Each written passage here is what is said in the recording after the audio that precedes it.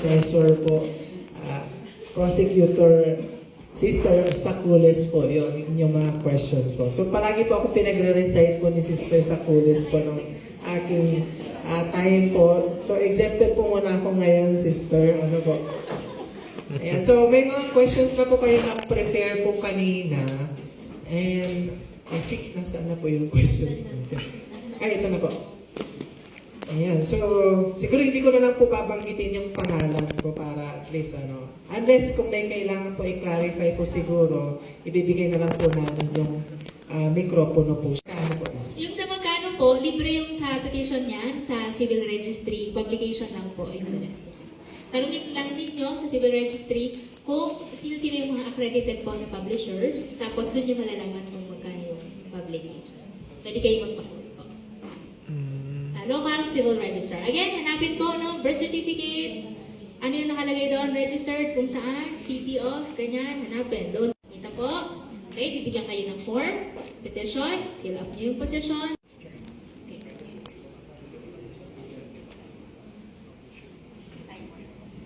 Ayan, thank you very much po, Atty. Lalay.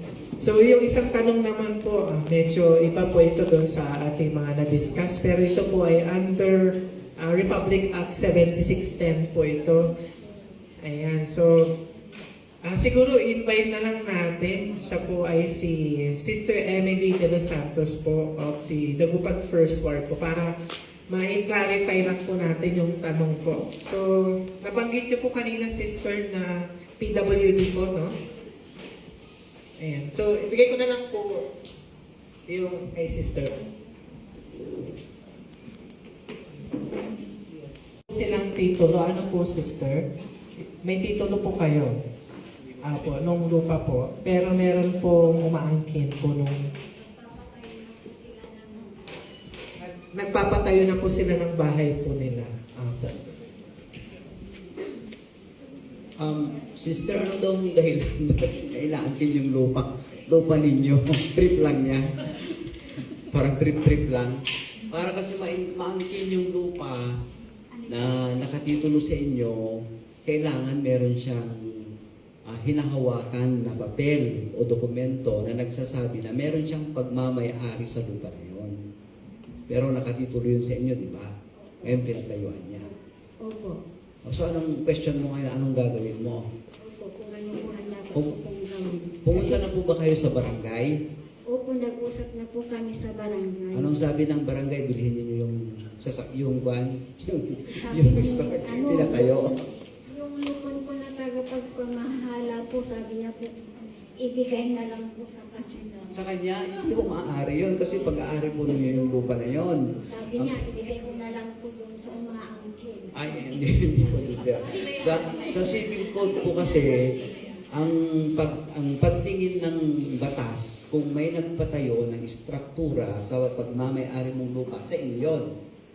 Pero meron po tayong tinasabi na good faith and bad faith sa pagpapatayo. Kung pinayagan ninyo, pwede po, wala akong, ang magiging mangyari lang po yun, pwede po nyo siyang i-reimburse, pwede po nyo yung lupa. O kaya, pagiba yung, kung bad faith naman, pinatayuan yan, hindi nyo alam at wala kayong pahintulog, pwede po nyo yung pagiba yun.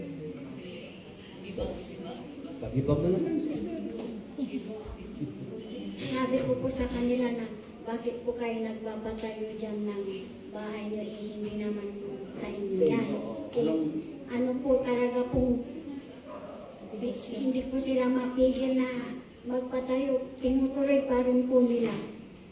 Tinutuloy pa rin. Opo. Pero sa barangay, sabi, ibigay nyo na lang. Ay, hindi naman yata maaari. Hindi ko tama yun, sister. Tapusin mo ninyo yung pag-uusap ninyo kasi dalawa po ang role ng barangay kasi dyan is either to mediate and conciliate. Mag-conciliate kayo ng conciliate. Kung may kasundo doon, naturally, ayaw mo ibigay yun dahil pag-aaral mo yun, di ba? Dahil mo, hingi ka ng certificate to file action at pilahan mo ng kaso. O punta, magpatulong po kayo sa PAO, sa Public Attorney's Office, at hingi po kayo ng kaukulang legal na atensyon sa kanilang office. Ewan ko kung saan po kayo, sister, taga-Dagupan? Yes po. Saan ba yung office ng PAO dito? Sa Bunuan, sa RTC, sa Bunuan po. Nandun po yung pisina ng PAO. Dalhin po ninyo yung documents ninyo, sister. And then, dalhin din po ninyo yung humingi po kayo ng minutes ng meeting sa barangay. Ipakita po nyo lahat yun. Tapos, picturein po ninyo yung structure na pinapagawa. I-video nyo rin kung nakikita ninyong pinagpapatuloy pa rin na ginagawa para makita, ma-evaluate doon sa PAO kung ano yung dapat na. Tapos na nga po yung isa, tapos sabi ko nila, may isa pa po silang papagawa. Papagawa ulit. Opo. Pero sinabi ko sa kanila, huwag kayong magpagawa dyan, pero hindi po sila papigil. Ayan, sister. So, yun na po yung recourse ninyo. Punta po kayo doon sa PAO at magpatulong. Ano ho? Dahil kayo po ay nandyan po lahat yung inyong karapatan sa lupa na yan. Nakapangalan po ba sa inyo yung sa titulo? Ano po, bali, tatlo po sila nakapangalan. Sino pong nakapangalan? Yung nanay ko pa, tsaka po yung dalawang kapatid niya po. Pero Okay. Patay na ho yung mga nanay ninyo? yung nanay ko po, buhay pa po. Nandun pa naman yung nanay nyo. So, meron pa rin tumatayo na magre-reklamo sa lupa na yun. Pero, hindi naman nila nabibili yung portion ng dalawang kapatid ng nanay nyo. Wala naman pong in-execute na adjudication at saka pagbenta. Okay, so, ganun po, sister. Kung wala pa, di, pwede po ninyong pigilan sila kung nagpapatayo pa ulit at magpatulong pa kayo. Ang tandaan po ninyo, magdala po kayo, dalhin po ninyo yung titulo. Dalhin ninyo si nanay nyo. Ano, Okay. bedridden na po si nanay. Ho? Bedridden Ay, po si bedridden na. nanay. Paano kayo mangyayari pag bedridden? SPA na lang ho. Paggawa kayo ng special power of attorney o sa Tagalog, saling pusa ako. Yun ang ibig sabihin ng SPA. Okay, sige po, sister. Sister, bago po ang lahat, i-check nyo yung kung meron kayong hawak na title ng lupang yun. Sabi nyo may tatlong nakapangalan doon. I-check nyo din kung intact pa yung title na yun sa Register of Deeds. Kasi malamang, kahit sabi nyo na wala pa namang meron pa kayong title, baka lang, na pwedeng mangyari. Baka may nag-forge ng signature, nailipat na pala, na-cancel na yung title nyo. Para bago kayo pumunta ng PAO, sigurado kayo na malinis pa yung title nandyan pa. Opo, kumuha na po ako ng ID po. Mayroon na po akong ID. So, hindi pa cancel. Sa Register of Deeds, nindun pa rin yung title, intact pa? Opo, nandun pa po yung tatlong magkakapatid ko. Okay, sige. Ayan, thank you very much. Attorney Joey Tamayo po, sir. And thank you very much po for joining us in this activity po. So, ituloy lang po natin kasi medyo mangilan-ilan na lang naman na po itong mga questions. So, patungkol po ito sa ang maling birth year sa PSA birth certificate. Ano ang mga requirements at proseso na kailangan sundin. Ako ay pinanganak noong June 1, 1991 pero sa aking PSA birth certificate ay nakalagay June 1, 1998. Gusto ko pong i-clarify na ang mga ibang details sa aking birth certificate tulad ng witnesses ay tama naman at nakareflect ang tamang birth year na 1991. Bukod dito sa Civil Registry ng Dagupan City, tama rin ang nakarecord na birth year ko na 1991 po.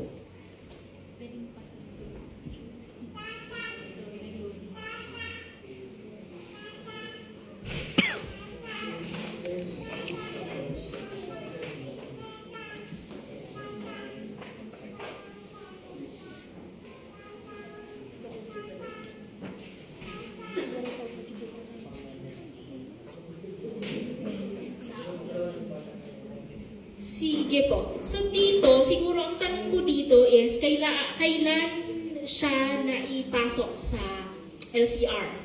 Kasi there's a possibility kasi na baka kitang-kita doon na na-receive ng LCR 1991. Pero ang nakalagay ay 1998. Kapag ganun, clearly typo yun. No? Kasi paano ka magre-record ng 1991 na birth certificate na pinanganak ng 1998? Ikaw ba si Nostradamus? No? Na na-predict ko na ikaw panganak ka sa 1998 at nakapirma pa dito ang mga magulang mo. No? So, gano'n, no? So, Sa tingin ko, mas maganda kung makita natin yung birth certificate. Pero kasi, kung late registered siya, kung delayed registered siya ng 1998, ayun, nako, medyo hindi kakayanin yan ng administrator. Parang ang nabanggit po ata sa akin, parang June nga yung birthday ko. Parang July po ata ko ni-register, pero same year. Same Yun year. nga lang, parang yung sa civil registry ko po, sinulat nilang 1991, tapos, 1998. Tapos, parang in-slash lang na ganun. Tapos, ginawang 1991. Pero yung sa witness, Ayan, thank you very much po. So, next question po is,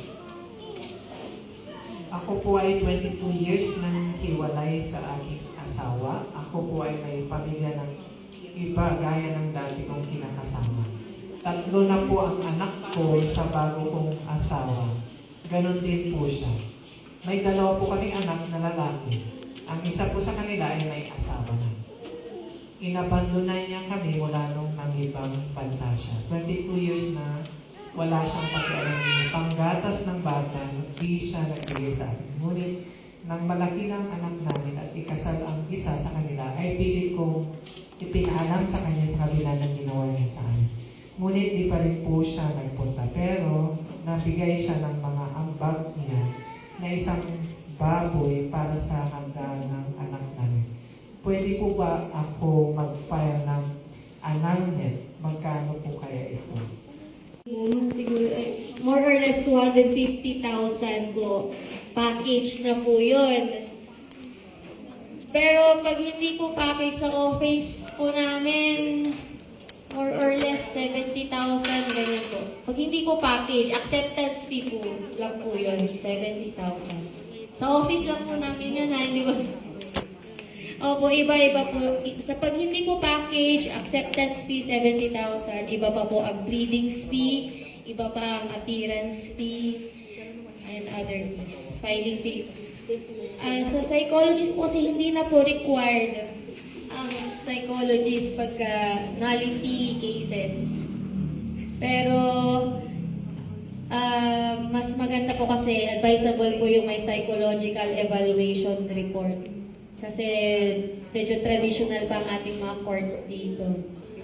So, yun. Sa psychologist, medyo pricey din po ang psychologist eh. Nasa 30,000 po ata ang psychologist. Opo. Dito sa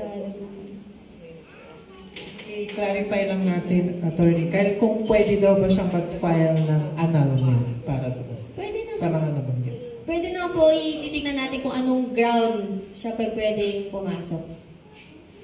Ayan, so kung nakikinig po kayo ngayon, hindi na lang po namin sinabi po yung pangalan po ni brother or ni sister. Mag-additional lang ako sa atin na annulment, mahal yan para sa mga mayayaman lang yan.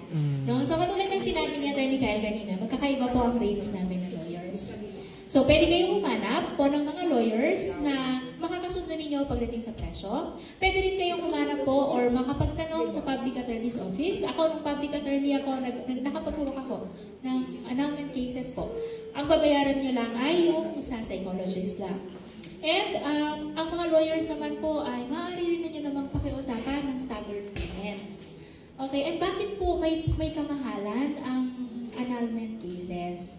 Kasi po, ang annulment po, pag final yan, no, masinsin po yung paggawa namin ng mga petitions at affidavits. Ako sa akin, personally, 1 buwan ang binibigay ko sa mga annulment cases na iyon lang ang kaharap ko. At nakaka-4, 5, 6 na beses akong petitions, no, dahil kapag po na-deny ang annulment, no, ano mangyayari? Pag na-deny po, pag may hindi na-approve ang lawyer, wala na po yan. Okay, so it's your one shot kasi. No, kaya po, I hope din no, na maintindihan ninyo na on the part of the lawyers, wala po kaming karapatang maging pabaya. Wala kaming karapatan na hindi pabutihin po yung inyong mga petitions when it comes to nullity of marriage. And also, no, isa sa mga standard procedures, ako when I evaluate yung cases for nullity of marriage, ipapadala ko po sa inyo yung inyong marriage certificate. Titingnan ko muna yung marriage certificate ninyo kung merong defect doon sa mismong marriage certificate. Kasi kung ang defect ay nandoon, significantly mas mababa yun.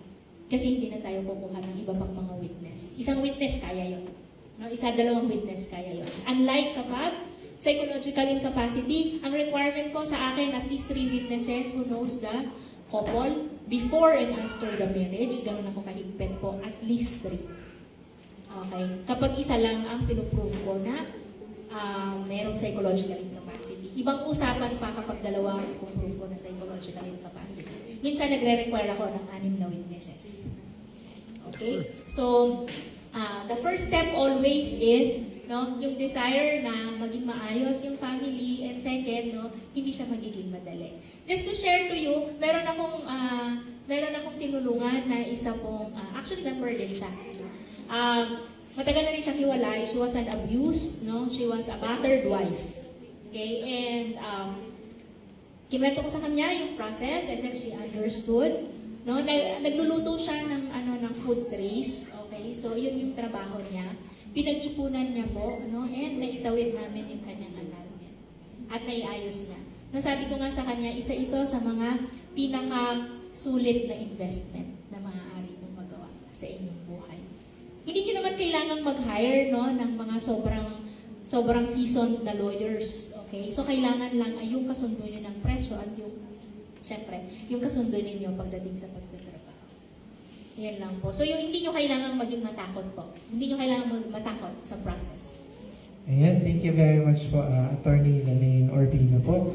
So, na po yung question po niyo. Okay na po. Ayan. So, proceed po tayo.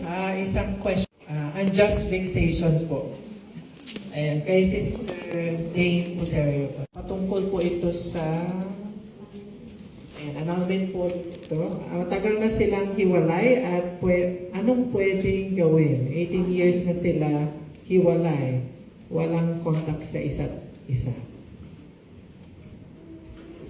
Matagal na daw po silang hiwalay at ano daw po pwedeng gawin?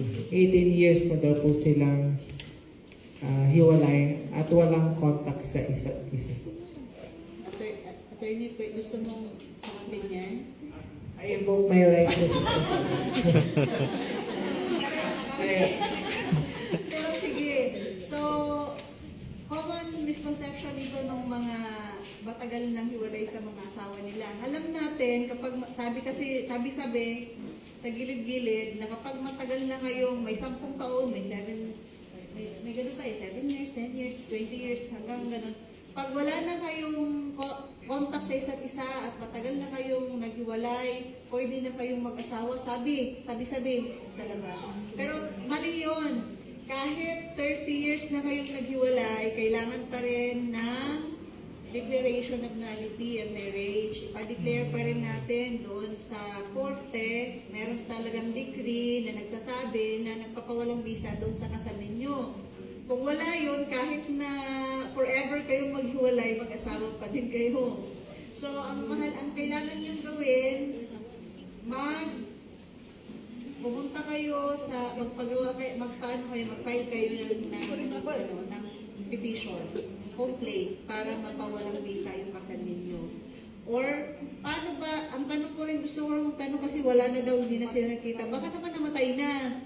O kung gusto nyo, pwede kasi under the law, pwede pa rin siyang ipa-presumptive death nyo na lang. Hindi pa naman daw po. Hindi pa.